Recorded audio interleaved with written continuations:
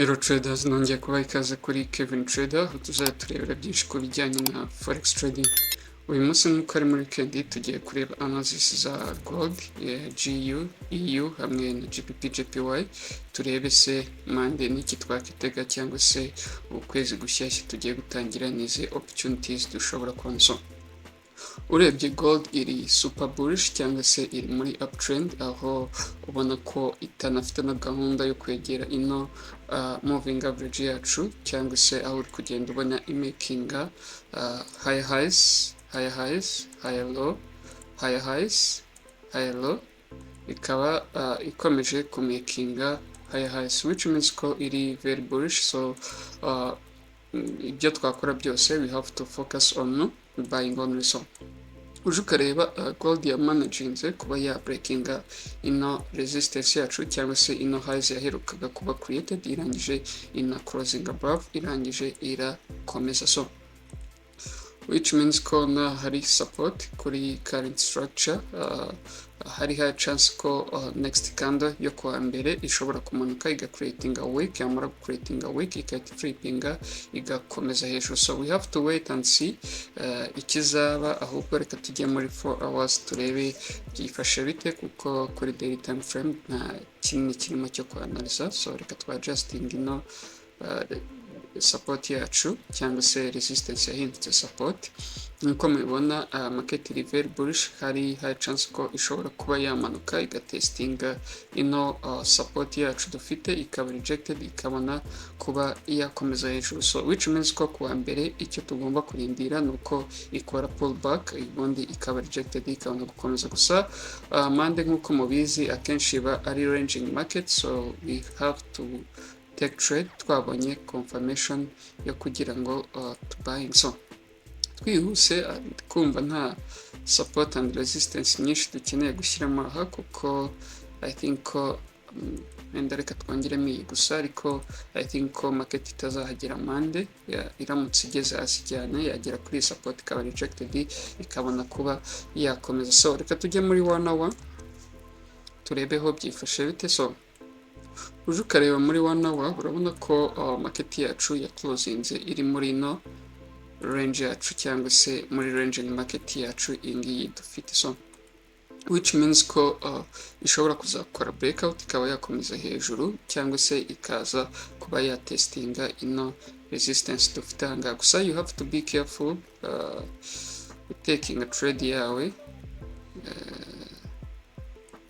I think rekita ya ariko reka tuyirekeraho kuko harimo tu resistance twinshi turi minor. Sa reka tupfe no gushyira kandi aha ko paying attention, twerekane white color ko ari 1 hour support. So which means ko icyo tugomba kurindira ari uko ikora breakout igakomeza, cyangwa se ikaba yamanuka hasi. Gusa kuba watekinga breakout kuri iyi resistance biri somehow risky, uzarindire ko yamanuka iga creating support somewhere, niyo itagera kuri iyi support cyangwa se ikaza kuba yaba rejected kuri iyi ugakomeza hejuru. So which means ko ahangaha dufitemo support kuri 1 hour time frame, n'ahangaha tukagira resistance, which means ko hari green box, cyangwa se reka nyihindure white nkuko dusanzwe tubimenyereye, ni no trading zone dufite kuri chart ya 1 hour zone.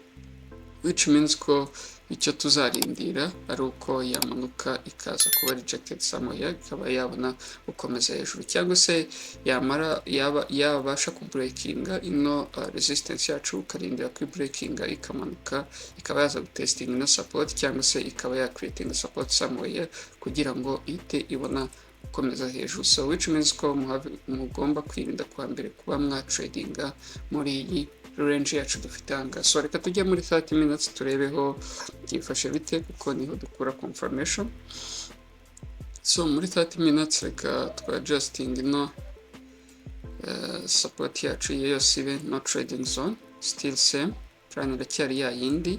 Plan niyo kurindira ko market yacu yakora some pullback ikaza kuba rejected kuri support, cyangwa se itakora ikaza kuri iyi cyangwa iyi ngiyi. So which means ko tugomba kurindira rejection kuri izi support ko ari eshatu, gusa iri strong ni iyi ngiyi, niyo iri very strong. Iramutse ihageze ikerekana rejection, watekinga buy yawe byaba biri safe kurusha support yaha cyangwa se iyanga. Ikindi gishoboka twategereza nuko ya breakinga ino resistance yacu ikaza hejuru creating support, cyangwa se ikaza kuba rejected kuri support yacu kugira ngo ikomeze hejuru. Nicyo gishoboka, ni izo two opportunities tugomba kurindira kuri gold.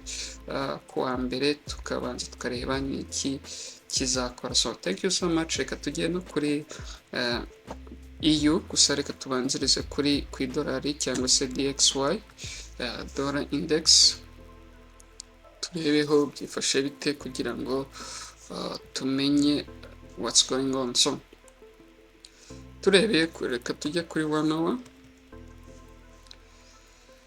So turebeye kuri idolari turabona ko riri muri downtrend, aho nari nababwiye ko rizagera hari rikaba rejected rikaba ryakomeza ngaha, ariko nari nababwiye ko kugira ngo twizere ko idolari rigiye gukomeza muri uptrend ariko ryagombaga kubreakinga ino resistance dufite ngaha, gusa yabaye yagezeho iba rejected, none iri kujya hasi, which means ko kuri GU na EU tugomba kuzabona bullish side cyangwa se uptrend, which means ko idolari ifite high chance yo kumanuka kuri iyi support dufitanga. So reka tujye kuri EU cyangwa se Euro USD, turebe niki dushobora kwitegura wa mbere cyangwa se ukwezi tugiye gutangira. Reka duhere kuri daily time frame,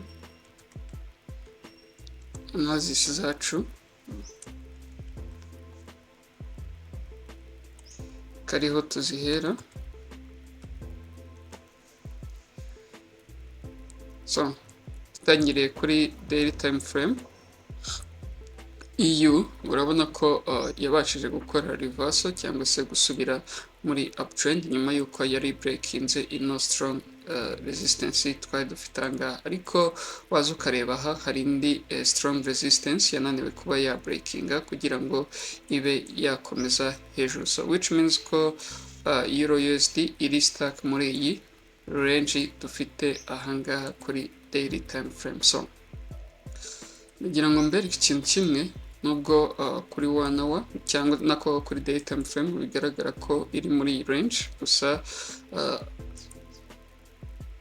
urabona ko yabashije ku rejectinga ino support dufite ahangaha, indi kando yo kuwa gatanu iga creatinga week ikaba iri guflipinga, which means ko kando iyo kuwa mbere ishobora kuzaza iga creatinga week, yamara creatinga week iga flipinga kugira ngo ize kuzuza iyi range yacu dufite ahangaha kuri daily time frame, which means ko kuri kuwa mbere tuzoshobora kuzabona, cyangwa se kuko market kuwa mbere iba iri muri ranging market, dushobora kuzabibona kuwa kabiri, gusa no kuwa mbere twizere some bullish side kuri 1 hour. Gusa waza ukareba ukabona ko harimo ka support, which means ko tugomba paying attention kuko ishobora kuhagera ikaba rejected igasubira hasi, which means ko tugomba kuzatekinga buy yacu ari uko market ya closings above iyi support dufite mahanga. So reka tujye muri 4 hours turebeho byifashe bite. So muri 4 hours urabibona ko harimo support, which means ko market kuri 4 hours iri muri iyi ranging market, which means ko tugomba kurindira ko yaba yagaruka ikaba rejected kuri support ikabona gukomeza hejuru, cyangwa se ikaba yakora breakout kugira ngo ize kuzuza ino range yacu. I think ko tari range ntoya, reka ndebe pips ifite pips 80, which is so much kuri Euro USD. kuba wayitekinga there is no problem, you can take buy. Reka wenda tujye muri 1 hour turebe nimba iriya range iri very clean. So urabona ko kuri 1 hour ino range yacu iri very clean. Icyo tugomba kurindira kuri kwa mbere nuko to be honest nahangaha iyo watekinga breakout kuri Euro USD tubonye kando iri bullish closinze tuyihindure green, tuvuge ko iyi ari bullish candle ibashije guclosing above iyi resistance yacu dufite ahangaha. Iyi ni week, nihanganire buryo ndi kubishushanya. So tuvuge ko iyi ari week candle ibashije kumanaginga closing above. So next candle iramutse imanutse iga creating a week, yamara creating a week iga flipping ika breaking highs iyi previous candle, wa taking a buy yawe ukaza kuzuza ino range. Gusa yageramo ahangaha ugatekinga 80% wenda ukarindira 20% ikaba ari runninga, cyangwa se ukaba wanafata full TP yawe. So plan ni iyo ngiyo yo kuwa mbere, cyangwa se market yabasha ku breaking with much volume. Icyo warindira ko yongera ikamanuka iga creating a support, yamara creating a support ukahita ujyana nayo kugira ngo ize kuzuza ino range yacu. So plan ni iyo kuri euro USD.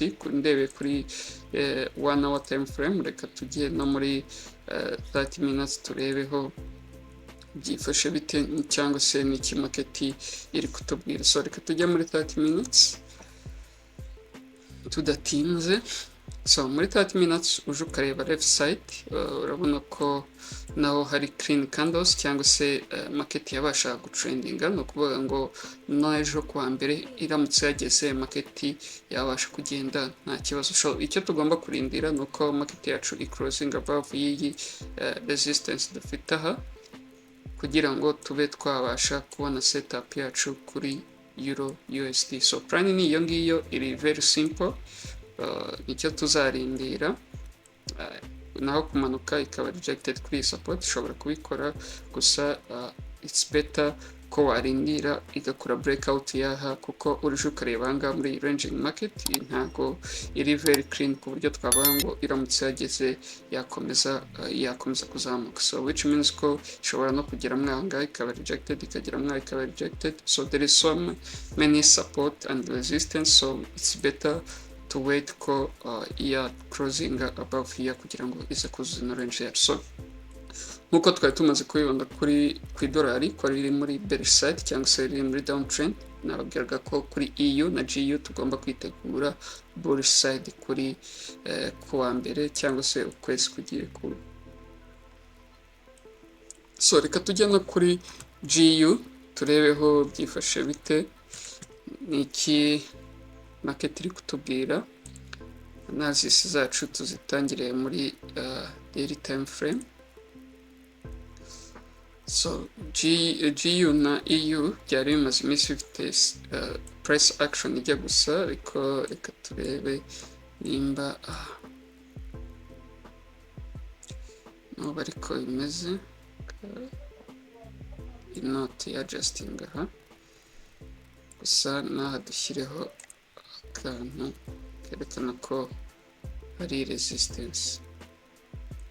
So GU nayo urabona ko iri muri bullish side cyangwa se iri muri uptrend, nyuma yuko yabashije kumanaginga ku breakinga ino strong resistance twari dufite ahangaha. So ino strong resistance yari irangaha yahindutse support, GU yabashije kuyibreakinga i-closing above. So urebeye kuri 1 hour nako kuri daily time frame urabona ko market yacu iri muri no range, which means ko tugomba kurindira ko ya breakinga hejuru kugira ngo tumenye ko ikomeje muri uptrend, cyangwa se ikaba ya breakinga hasi kugira ngo tumenye ko igiye muri downtrend. Gusa waza ukareba ukabona ko hari next support. Reka wenda turebe ino range yacu kwingana, turebe nimba ni pips 40 or taking a buy. Gusa turagenda tumanuka turebe se is it okay ko taking a buy muri iyi zone yacu dufite. So turebe left side, turebeho byifashe bite. So kuri left side urabona ko above iyi ntuza iri market yabasha gutrendinga, cyangwa se nta ranging market yari, cyangwa icyatuma itabasha kugenda. So which means ko iramutse i-breakinze above iyi support dufite aha, resistance iramutse i-breakinze above iyi resistance twabona some bullish side. Gusa waza ukareba ukabona ko iri very strong, which means ko icyo ahangaha breakout itaba ari good option, ahubwo icyo warindira nuko breakinga iga closing above, yamara closing above ikamanuka for test ikabona kuba yakomeza kugira ngo ize kuzuza ino range yacu. So nicyo ngicyo twategereza kuri GU, cyangwa se yongeye ikaba yamanuka, mbanze mpindure white box byerekana ko ari no trading zone yacu dufite kuri 4 hours. So cyangwa se ikaba yakongera kumanuka igakora rejection kuri support, iramutse ikoze rejection, gusa ino range ntabwo iri very clean to be honest, ishobora kugera mwaha ikaba rejected, ikagera mwaha ikaba rejected, ikagera mwaha rejected. Urabona ko harimo za rejection nyinshi. It's better to leave this range alone, cyangwa se iramutse imanutse ikagera aha, niho byaba biri very safe kugira ngo ibashe gukomeza hejuru, naho kongera gutekinga buy yawe ije kuba rejected kuri iyi support biri very risk to be honest. Ikiri safe nuko ya closing above iyi resistance yacu ikabona for test ikabona kuba yakomeza hejuru. So reka tujye muri 1 hour turebeho market iri kutubwira iki, cyangwa se birasa no mu zindi time frame tuvuyemo. Katwa adjusting no box yacu yerekana ko ari no trading zone. So no kuri 1 hour urabona ko ino range yacu iri very reka mbibereke. So urabona harimo support, harimo support, harimo support,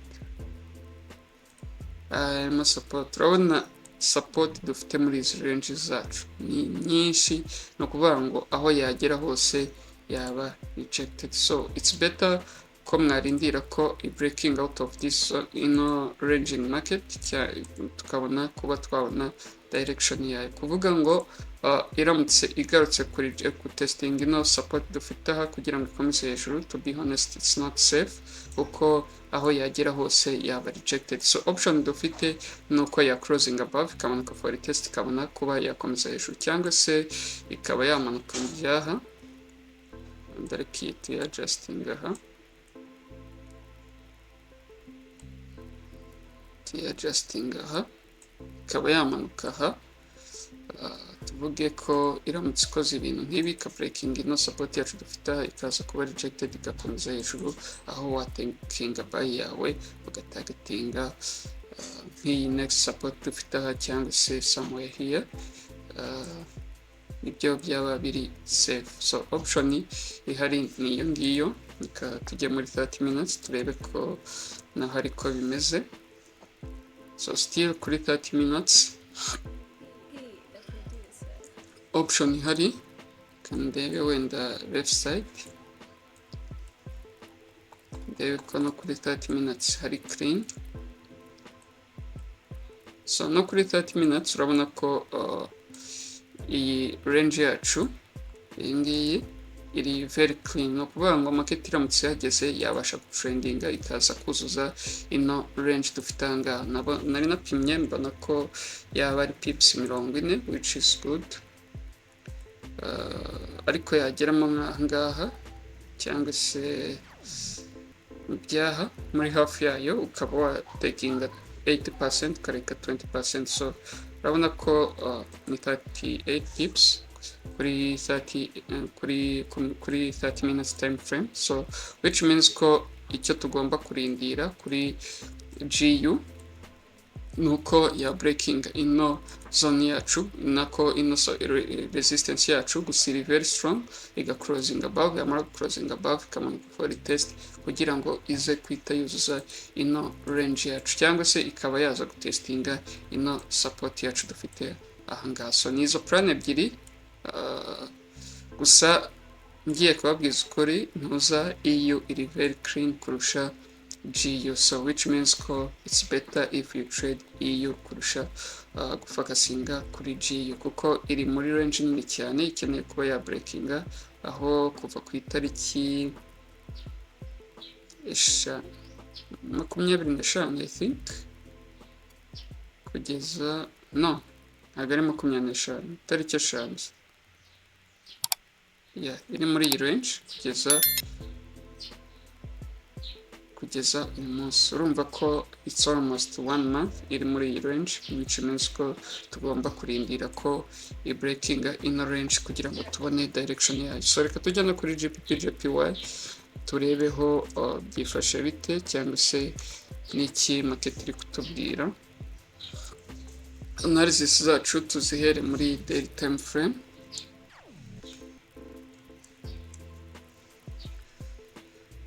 So GBP JPY kuri daily time frame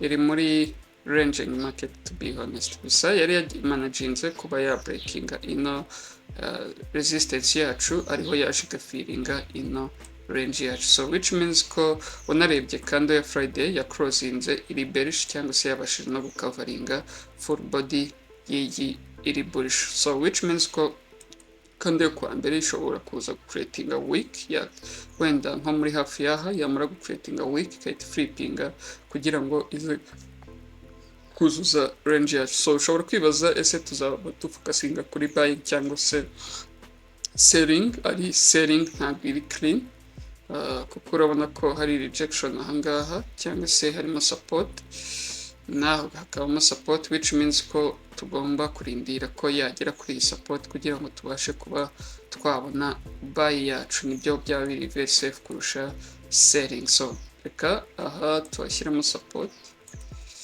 kuri daily time frame, ubundi tujye muri 4 hours turebeho byifashe bite.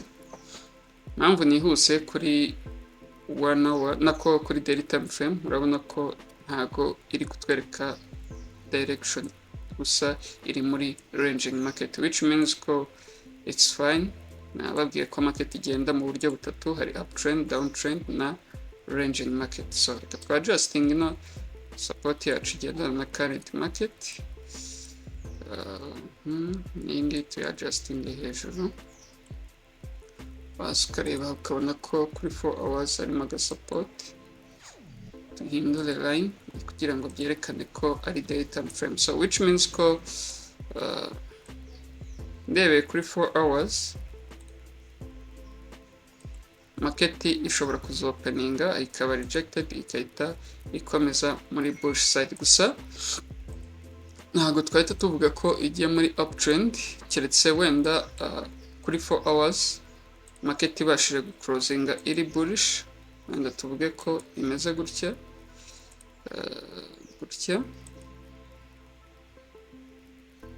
sibyo.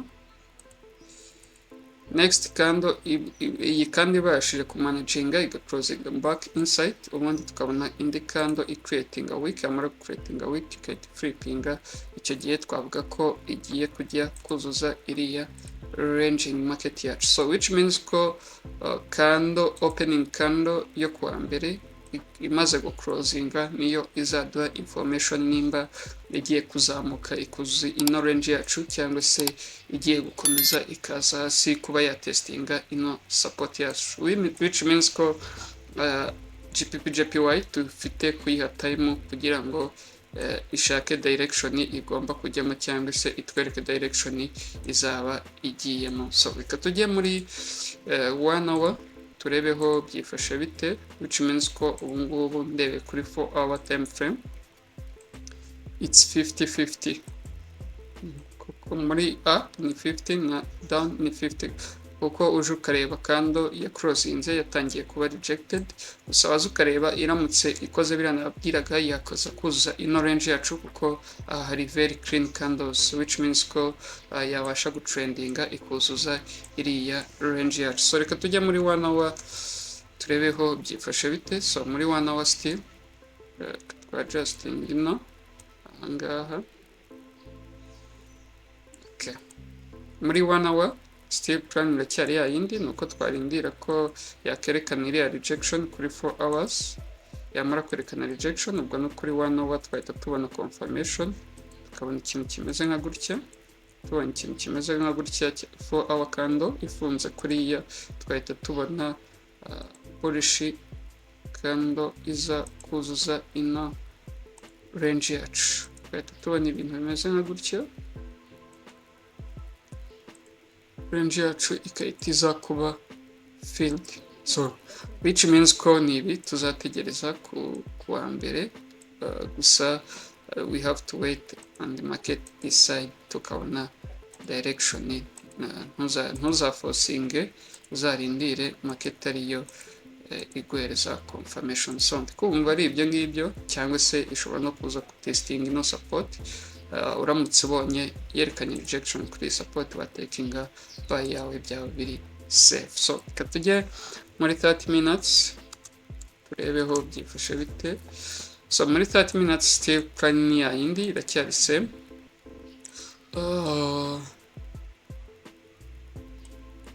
Plan iracyari yindi iri same, nuko iba rejected kuri support ikabona kuba yakomeza hejuru, gusa byaba byiza ibaye rejected kuri 4 hours kugira ngo tubone uko iza kuzuza ino range yacu. Gusa kuri selling sinshaka wenda kubivuga kuba beginner, you can risk your money, gusa ku muntu ufite experience iramutse breaking below cyangwa se igaclosing below iyi support ugatekinga, tuvuge wenda turamutse tubonye bearish candle iclosing below iyi support iri nini.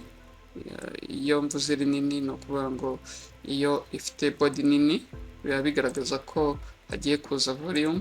Icyo gihe rero twahita tumenya ko abasellers bagiye kuza mu isoko.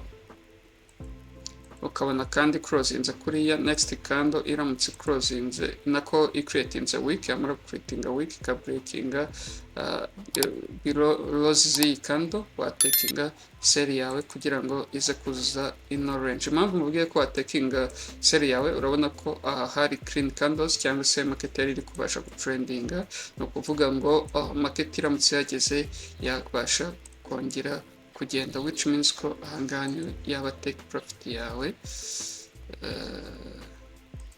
hariya wayitekingira, ubona ko hari very clean. So reka turebe wenda pips zirimo, turebe ino range yacu ko ingana 59 watekinga sell ya. Gusa ku ba beginner muzabyirinde taking buy iramutse ikoze biriya nababwiye. Gusa ufite experience hariya yatekinga sell, it's fine uramutse ubonye ibyo mweretse ahangaha. So ndikumva ari ibyo twakitegura kuri gold, EU, GU na GBP JPY. So thank you so much, have a nice weekend.